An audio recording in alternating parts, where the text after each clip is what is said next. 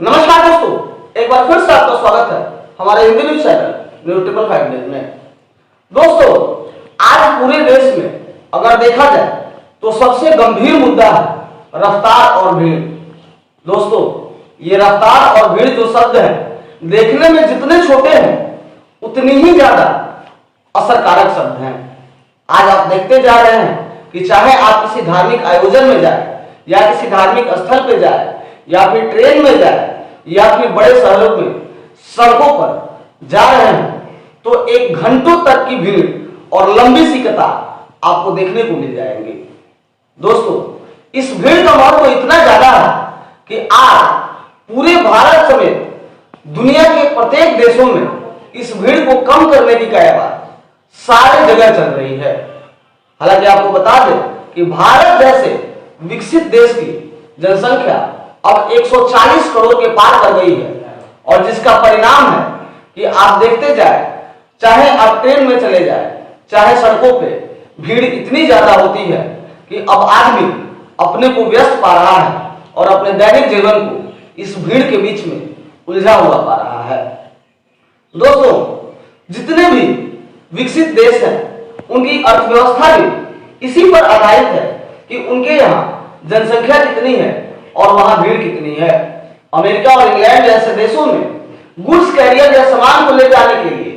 अलग से सड़कों के ट्रैक बनाए गए हैं, जिसके कारण उनका आवागमन बहुत तेज है और उनका एक्सपोर्ट और इंपोर्ट बहुत तेजी से हो पाता है। फलस्वरूप ये देश जो है ये पूरे देश में अग्रणी बने हुए हैं। वहीं दूसरी तरफ हमारा देश भारत है, जहां किसी भी बड़े शहर में चले जाइए तो 9 बजे जब ऑफिस का समय होता है तो सड़कों पर एक लंबी कतार लग जाती है और बहुत सारे अधिकारी और कर्मचारी या तो लेट हो जाते हैं या ट्रेन में उनको सीट नहीं मिलता है, जिसके कारण कार्यालय लेट पहुंचते हैं और इसका मुख्य कारण है जनसंख्या की वृद्धि होना। दोस्तों,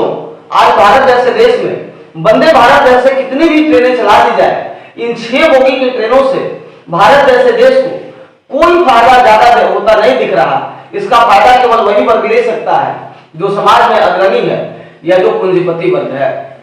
क्योंकि एक गरीब व्यक्ति वंदे भारत में न जाकर के ट्रेनों के नीचे बैठकर और पायदान पर यात्रा करना ज्यादा पसंद करता है। और इसका पहला निदान यही है कि भारत में जनसंख्या वृद्धि को कैसे रोका जाए। जैसे कि आप देखते हैं कि जब केंद्र सरकार या किसी भी सरकार के द्वारा जनसंख्या नियंत्रण संबंधित कानूनों पर बात की जाती है, तभी तक कुछ विरोधी उठ खड़े होते हैं और तिलमिलाने लगते हैं जैसे कि उनसे कोई तुरुप का पत्ता छीन लिया गया हो। आज आप देख रहे हैं कि मौजूदा सरकार के विरोध में भारत सरकार के द्वारा या भारत सरकार के विरोध में जितने भी विरोधी दल हैं वो इंडिया गठबंधन के नाम से आपस में जुड़ गए हैं। हमें तो लगता है कि इनको भारत जैसे देश का वजूद ही नहीं पता, क्योंकि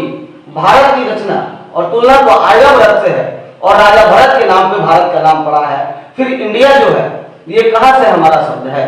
पाकिस्तान जैसे देश को इंग्लिश में पाकिस्तान कहते हैं, चीन जैसे देशों को चाइना कहते हैं, अमेरिका जैसे देशों को अमेरिका कहते हैं,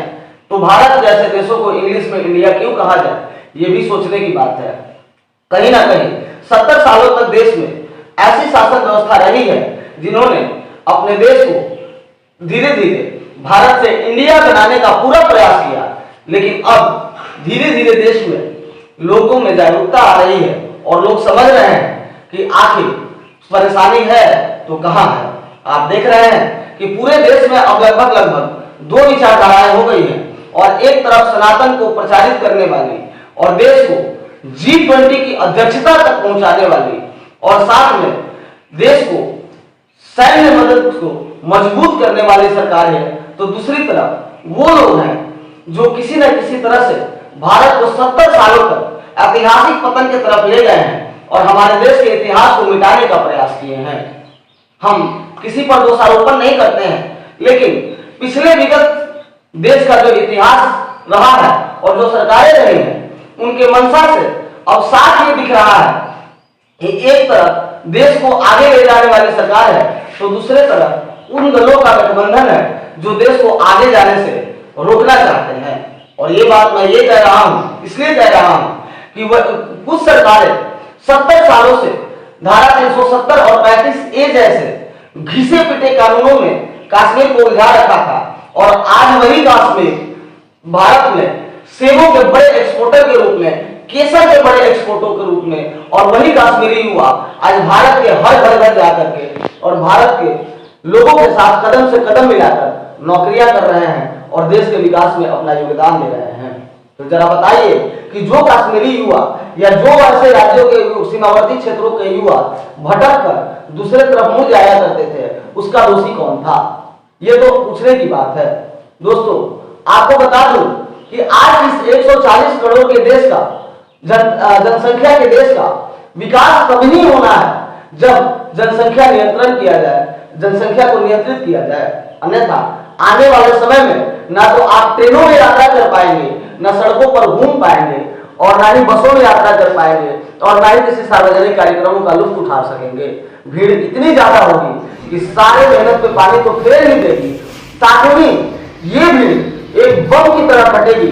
जिससे पूरे देश के विकास को सीधे धक्का लगेगा। इसलिए आने वाले 10 सालों में अभी समय है कि हम भारतवासी अच्छे से सतर्क हो सकते हैं और इस भीड़ को अपने अंदर समाहित करने की व्यवस्था कर सकते हैं। जैसा कि आप देख रहे हैं कि तत्काल में भारत सरकार ने यूएनएससी नामक कानून पर एक बार फिर से चर्चा की, और जैसे ही चर्चा की पूरे राजनीतिक दल बिरला उठे जो कि इसके खिलाफ में थे। अब जरा सोचिए कि भारत जैसे देश में जनसंख्या नियंत्रण की बात करना कौन सी गलत बात है, जहां की अर्थव्यवस्था अभी ग्रो कर रही है और जो देश विकासशील है वहां पर ज्यादा जनसंख्या देश के विकास में बाधक बन रही है। दोस्तों, आपको ये भी बताते चले कि यूएनएससी जैसे कानून जब देश में आएंगे तो उन लोगों की दुकानें भी बंद हो जाएंगी जो धार्मिक उन्माद के आधार पर विशेष अधिकार प्राप्त करने के लिए बाध्य थे, या वैसे लोग जिनको धार्मिक आधार पर विशेषाधिकार प्राप्त थे। अब पूरे देश में किसी को भी धार्मिक आधार पर विशेषाधिकार प्राप्त नहीं होने चाहिए। एक देश और एक संविधान होना बहुत ज्यादा जरूरी है, और इस पर मौजूदा केंद्र सरकार काम कर रही है। वहीं विपक्षी दलों को अपनी दुकानें बंद होते दिख रही है, क्योंकि इन्होंने जात पात और धर्म की राजनीति के नाम पर हमेशा से देश को बांटा और तोड़ा है, और इनकी दुकानें धीरे धीरे अब बंद होते दिख रही है और भारत की जनता जागरूक होते जा रही है। दोस्तों, जरा बताइए कि 80% हिंदू जिस देश में रहते हैं वहां 20% वोट बैंकों के साथ लोग 80% हिंदुओं को अगर नाक में दम किए रहते हैं, तो कहीं ना कहीं ये हिंदुओं की शालीनता है और मिलकर और भाईचारे के साथ रहने की भावना है। एक बार कमेंट बॉक्स में जरूर बताइए कि भारत में यूएनएससी जैसे कानूनों की कितनी ज्यादा आवश्यकता है, और उससे देश का विकास होगा या देश पीछे जाएगा। हम आपके राय को भी जानना चाहते हैं। राकेश कुमार पांडे की रिपोर्ट, न्यूज़ 555 नई दिल्ली ब्यूरो।